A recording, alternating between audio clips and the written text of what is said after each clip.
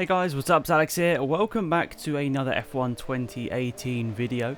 Today we're going to be looking at what is the fastest classic car in the game. So, some new classic cars for F1 2018, and that's a fantastic thing to have. And we're starting off with one of the new ones, the 1972 Lotus. So, of course, we're not going to be expecting speeds like we saw in the F1 2018 cars, but it's going to be nice to compare the different eras of Formula 1 from the early 70s all the way through to the 2010 season with the Red Bull. What we're going to get here with this Lotus, it's going to be 261 for the 1972 Lotus to start us off on this. Now I should note that the two sort of tier 1 premium cars, the 2003 Williams and the 2009 Brawn, aren't going to be in this test because they are not available to me in the review code that I've got. So that's obviously a bit unfortunate. I would have liked to see how quick they are in a straight line, especially for me the 2003 Williams, because that was one of the quickest cars in a straight line ever, and the Brawn as well. Interesting to see whether it was closer to a 2008 car or a 2010 car. So apologies for that not being a game, but that's just out of my control, unfortunately. So down this back straight in the 1976 Ferrari, what are we going to hit? It's hit 265 for a very long time now, so that's going to be what we max out here, 265 kilometers an hour in the 1976 Ferrari. Now, let's compare that to one of the most iconic cars of all time. The 1976 McLaren, of course, allowed it in the Ferrari. James Hunt in the McLaren was one of the most epic battles in Formula 1 history, and the 1976 season, broadcast for the world to see, was a fantastic spectacle. So it's interesting to see here, out of the two cars, which is quicker in a straight line. This one instantly was surprising to me as it had a sixth gear, which the Ferrari, which we previously saw, hadn't. So the Ferrari did 265 and the McLaren only 262. So the McLaren was slightly down on top end speed back in the 1976 season. So James Hunt possibly having a bit more downforce that season as we look at the cars in modern day. So now let's go on to the 1978 Lotus here. So 2 years further on from those two cars we saw prior, and they were a little bit quicker than the 1972 Lotus that we saw at the start of this video. So let's see how this 78 Lotus compares to the 72 Lotus we saw at the start of this one. So down the main straight once again, of course these cars are starting to get bigger and bigger and bigger. The 72 Lotus was in comparison quite a small car, so comparing it to the 78 car, it's quite a different beast. But at the end of the straight, it's only a little bit quicker, only 5 kilometers an hour quicker, 266 in comparison to the 72 Lotus, which did in 261. So that's an interesting little comparison there. 6 years of evolution, not that much quicker in a straight line by the end of the straight. So now we're going on board with an infamous Ferrari, the 1979 Ferrari. How much quicker is this going to be than the Lotus? Let's see. 1 year in between them. Is it going to be a substantial amount quicker? Let's see. So down the main straight here in Mexico once again.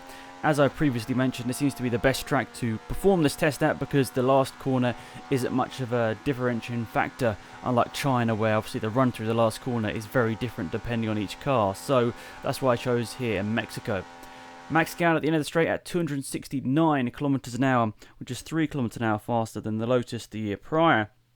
So let's skip forward 3 more years and look at the 1982 McLaren. Let's see how that compares here. So, around the last couple of corners once again here in Mexico. As I said, this last corner isn't much of a factor really. We're sort of going through it at a pretty similar speed. Of course, it's not going to be perfect for every single car. And I know people might ask, do it from a standing start, then obviously you're measuring the acceleration factor in there as well. It's a very hard test to sort of do absolutely perfectly, so you're going to have to just trust that this is as good as perfect as it can get.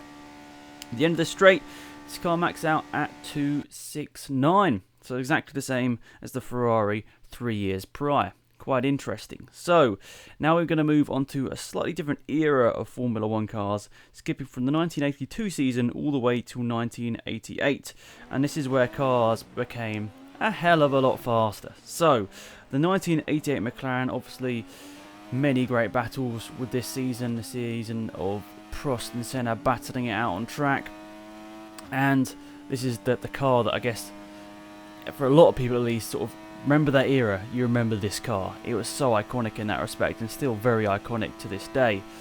So down this straight once again, what are we going to hit this time? Wow, 306 306 kilometers an hour. Compare that to the 6 years prior McLaren at 269. We've nearly stepped forward 40 kilometers an hour. And before that, the prior 10 years before, the 1982, we only stepped forward 8 kilometers an hour. So quite incredible. Now, 1991, another infamous Senna year. Is this car going to be quicker or slower in a straight line? I thought this was going to be an interesting one because the car was probably more developed aerodynamically. So was it going to be slower in a straight line because of that? So we've got 306 kilometers an hour to beat from the 1988 McLaren. What will this 1991 McLaren do? By the end of the straight, it's only 301. So as you can see there is a bit of a difference. So that's very interesting to see. A little bit slower, 5 kilometers an hour slower. And in the couple of years after this 1991 McLaren, we started to go into a different era of Formula 1. With the 1992 Williams, which started to evolve, and then more like 93 was the year where cars started to look a little bit different. Cars started to go, I guess, a little bit smaller again. So this was probably one of the last beasts in a way, the 1992 Williams. So Nigel Mansell made this car pretty damn famous. Down this straight once again, 301 kilometers an hour was the McLaren's top end speed from the year prior. 297, so a little bit slower, but probably not that noticeable in that day. I think it was just such a dominating car in many other regards. The top end speed wasn't much of a factor in that 1992 season. So I always found this the weird inclusion in this game. I'm not going to lie. The 1995 Ferrari didn't have as much success as a lot of the other cars in this sort of just mix of cars, really. It seems to be the least winningest, if that's even a word, least winningest car in this sort of content pack. But I think it's still interesting to have. It's nice to have a car from this era as well, sort of the evolution phase. And this hit 300 kilometers on the dot. So let's compare that to the next year's car, which is the Williams of 1996, where, let's be honest, it was quite an advanced car, this one. This is where we're starting to look like the car that kept going until like 2008. This was sort of the bare bones of that in a way. We sort of saw more in like 1997, 1998 was when they really sort of went to the shape that they continued with all the way to 2008. But this was sort of the start of that era of Formula 1 in a way. And you can see the different engine pitch as well. I love this engine pitch. It's just, yeah, growing up this was the sound. And this hit 297 kilometers an hour, this Williams. So let's compare that now to 2 years later and McLaren in its 1998 car, because once again we get a different engine note. And if you guys would like me to do some videos without me speaking, I know some people, probably quite a lot of people, would like to hear some of these videos without me speaking, please let me know in the comment section, and I may just upload these clips of the game possibly here or possibly on my second channel where I'm just not speaking over it one bit. So yeah, please let me know if you'd like to hear that, just to hear the raw gameplay and the raw sounds, because the noise of these cars is absolutely fantastic. Really great job by Codemasters. And by the end of the straight, this car hit 310 kilometers an hour, so quite a lot significantly faster than the car 2 years prior, the Williams, which hit 297. So we're starting to go back into an era of Formula 1 where the top end speeds are becoming ludicrous. So through the last couple of corners once again, this is the 2002 Ferrari, a couple of years before you'd say they hit their peak with 2004. So let's compare this 2002 car with the 2004 car, which was a bit of an evolution of it. So back straight once again, this car just absolutely whining, is absolutely mental. Let's see what it's doing. It's already breaking records of all the other cars that have gone so far before it. 317. Absolutely phenomenal. Now, how's that going to compare to the car 2 years later? The car that, in many people's opinion, is the greatest Formula 1 car ever. It was so dominant and so quick. It was one that many of us will never forget. The 2004 Ferrari. So, as you can see by just looking at them, the 2002 is sort of like the predecessor from a couple of... Well, it literally is the predecessor for a couple of years before, but the 2002 was an evolution of obviously 2000, and then 2004 was the evolution of that, and they just kept getting better and better and better basically each season. And by 2004, you were hitting 324 kilometers an hour by the end of the straight. Absolutely insane. And I think at this stage, the governing body, FIA, were looking at this and everybody around was like, this is getting a bit too quick. So they decided to obviously switch some things up in the rules over the next couple of years and cars started to get a little bit slower. And this is the 2006 Renault, which is obviously a championship winning car like the cars prior. So this car is going to be slower. How much slower? That's the most interesting thing here. So the Renault down this main straight in Mexico, which just seems to go on forever. Now I look at it about 20 times for making these videos, but it just goes on forever.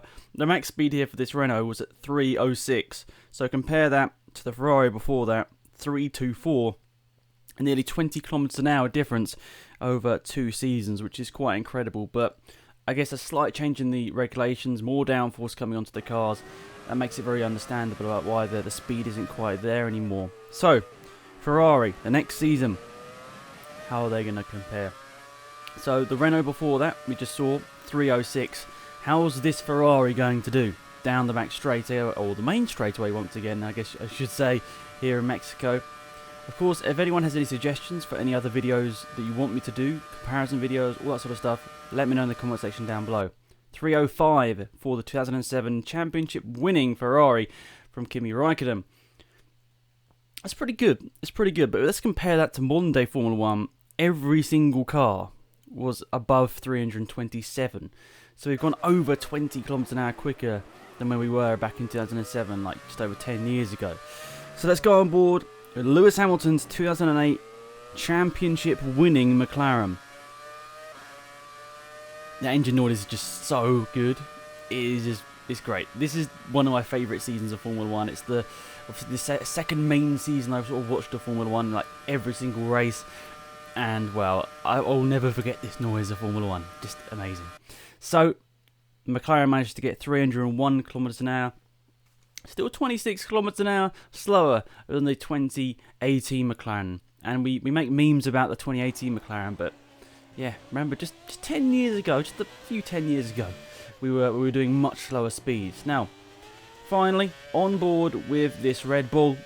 Now, this car had a lot of downforce for its time.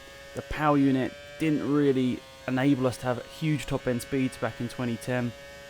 All the way up to 2013, the top-end speeds weren't incredible. Well, I suppose it depends what car you're in, to be perfectly honest. Some obviously better than the straight lines than others. But finally, the Red Bull hits 297 kilometers an hour here. So all classic cars, barring the 2003 Williams and the 2009 Brawn, which I do not have access to. I just want to make that clear. I do not have access to them, and I don't know why, but I just don't have access to them. So unfortunately, I cannot put them in this video.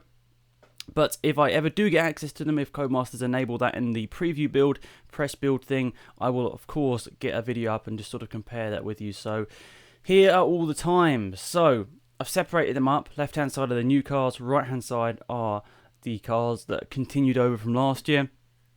Obviously, as I said, excluding the 2009 Brawn and the 2003 Williams.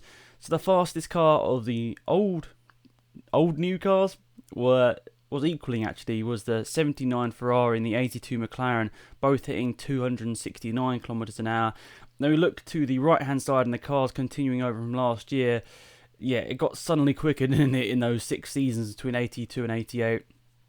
The MP4/4 getting over 300 kilometers an hour quite comfortably. And then pretty much every other car got to over 300 kilometers an hour, barring the 92 Williams, the 96 Williams, and the most recent one, the 2010 Red Bull. But overall, you can see the evolution of Formula 1. We went from 260 kilometers an hour in the 70s all the way up to modern day Formula 1, where cars are nearly hitting 340 kilometers an hour.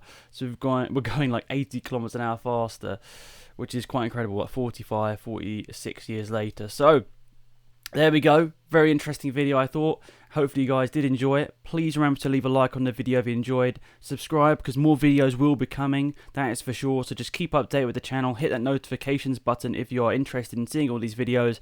I love making them, so hopefully you are enjoying them as well. So thanks for watching. Have a fantastic day, and I'll see you guys around soon. Goodbye.